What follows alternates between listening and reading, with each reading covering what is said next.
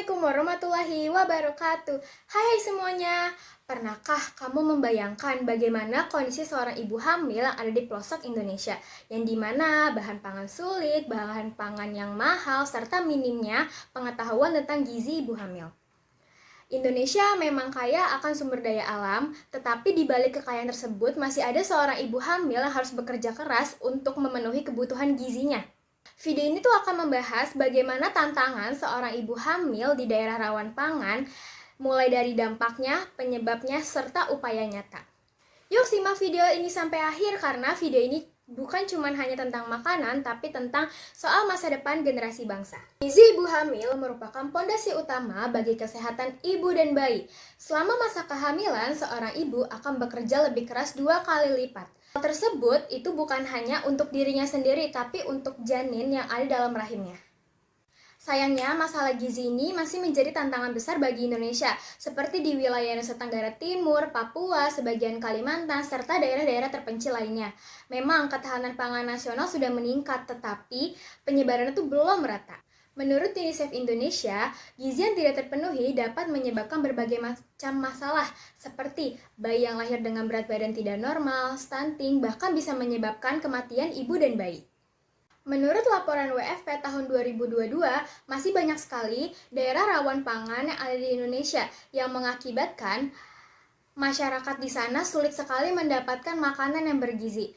Bayangkan, harga telur di sana bisa 2 kali lipat dibandingkan harga di kota. Akses jalan yang tidak memadai, ekonomi yang lemah, itu menyebabkan bahan pangan yang bergizi daerah sana tuh sulit untuk didapatkan atau langka. Hal tersebut menyebabkan banyak keluarga yang hanya mengkonsumsi jagung, singkong, serta nasi tanpa tambahan lauk bergizi lainnya. Padahal, ibu hamil tuh sangat membutuhkan gizi seimbang dan mineral yang cukup. Tanpa itu, mereka bisa kekurangan energi dan zat penting untuk janin. Dampak kondisi ini tuh sangat serius. Menurut UNICEF tahun 2022-2023, sebanyak 23% ibu hamil di daerah rawan pangan itu mengalami kekurangan energi kronik atau KEK dan anemia.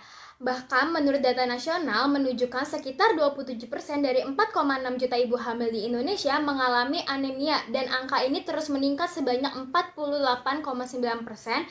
Hal ini dapat terjadi pada ibu hamil apabila seorang ibu hamil tidak mendapatkan nutrisi dalam jangka waktu lama.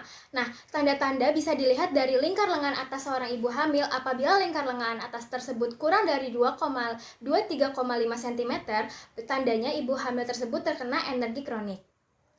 Akibatnya, bayi bisa lahir dengan berat badan rendah, pertumbuhan janin yang terganggu, hingga komplikasi persalinan yang sangat fatal. Selain kekurangan energi kronik, anemia juga dapat menyebabkan berbagai masalah pada ibu hamil seperti ibu hamil mudah pusing atau masalah pendarahan pada saat persalinan. Masalah ini sering diperparah dengan kekurangannya pengetahuan tentang gizi selama kehamilan. Dampak dari sulitnya akses pangan masuk ke daerah-daerah terpelosok itu bukan hanya sekedar angka statistika, melainkan benar-benar terjadi di lapangan. Contoh nyata ini itu terjadi di penelitian tahun 2025, itu terjadi di Lombok Tengah. Dia menceritakan kisah seorang ibu hamil bernama Nyonya K yang hamil selama 27 minggu. Ia mengalami kekurangan energi kronik dan kekurangan pengetahuan tentang tanda bahaya kehamilan.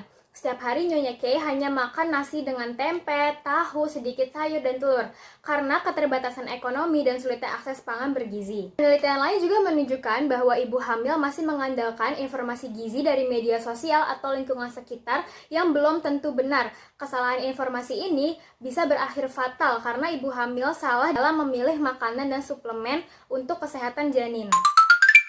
Meskipun tantangan bagi negara Indonesia itu sangat besar, tetapi masih ada harapan untuk kita untuk mengurangi angka kekurangan gizi yang ada di negara kita, negara Indonesia.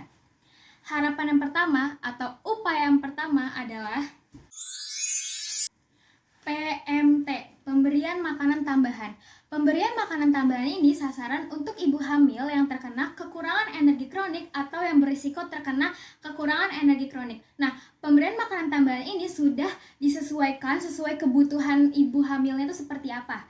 Terus, pemberian makanan ini tuh berupa makanan lengkap siap santap atau kudapan tanpa bahan pengawet dan membatasi konsumsi gula, garam, serta lemak. Pemberian makanan tambahan ini minimal diberikan selama 120 hari dengan cara pemberdayaan masyarakat atau penggunaan bahan lokal yang ada di sekitar masyarakat tersebut. Nah, pemberian makanan tambahan ini biasanya ada di posyandu, kelas ibu hamil, atau melakukan kunjungan rumah, dan kader, nakes, dan lain-lainnya. Nah, pemberian PMT ini sudah ada bukti nyata yang berhasil, seperti studi kasus yang sudah saya bahas sebelumnya. Seorang ibu hamil berusia 27 minggu kehamilan, dia mengalami kekurangan energi kronis. Nah, dia diberikan makanan tambahan biskuit selama 2 minggu, dia berat badannya menjadi naik jadi 46 menjadi 49 kilo dan lingkar lengan atasnya dari 22 cm menjadi 23,8 cm. Upaya selain PMT, hal-hal lain juga dapat dilakukan. Upaya yang kedua ialah memberikan edukasi dan konseling gizi pada ibu hamil. Memberikan edukasi kepada ibu hamil seperti pentingnya gizi seimbang pada saat hamil itulah sangat penting. Kita bukan hanya memberitahu apa yang harus dimakan, tapi kita merubah pola hidup serta pola makan ibu hamil. Misalnya, kita memberitahu pentingnya meminum tablet tambah darah. Karena dengan kita meminum tablet tambah darah, kita akan mengurangi anemia pada ibu hamil dan mengurangi pendarahan pada saat persalinan. Selain itu, kita juga mengedukasi ibu hamil agar mengkonsumsi protein yang banyak seperti telur, ayam, ikan, atau daging.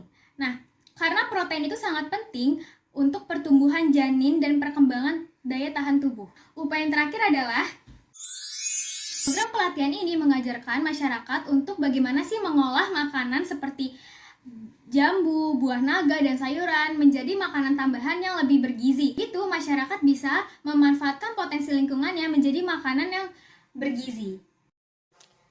Dengan demikian, pemberian makanan tambahan, konseling dan edukasi ibu hamil, pemanfaatan pangan lokal, kita bisa membantu ibu-ibu hamil Indonesia menjalani kehamilan yang sehat. Ini adalah investasi jangka panjang, karena ibu hamil yang sehat akan melahirkan generasi yang kuat. Jadi mari kita bersama-sama dukung gerakan Ibu Hamil Sehat, Generasi Hebat untuk masa depan Indonesia yang lebih baik. Terima kasih sudah menonton, jangan lupa like, comment, share, and subscribe supaya semakin banyak orang yang peduli terhadap kesehatan ibu hamil di Indonesia. Bye!